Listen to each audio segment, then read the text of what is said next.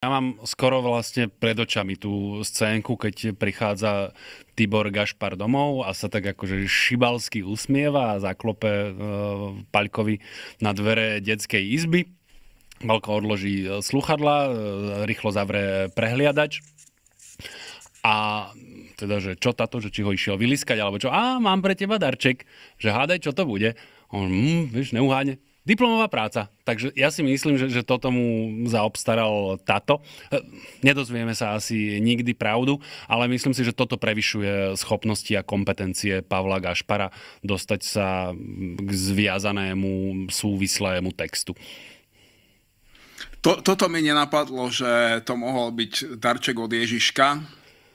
A mohol, ale tiež si nemyslím, že ju písal Tibor Gašpar. To isté, že nie. Akurát on je schopný zaobstarať na trhu zviazaný text, na ktorom bude napísaná diplomová práca. Počkaj, v tom prípade to môže byť ešte o jeden rád horšie.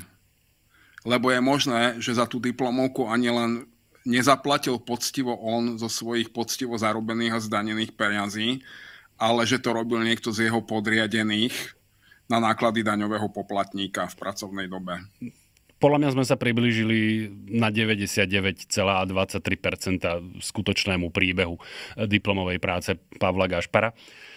Dobrú správu môžem... Každopádne nemôžeš byť plagiátor, keď si nič nenapísal. Tak, vlastne hej, Pavol Gašpar nebude plagiátor, tu nám môžeme mať zhodu.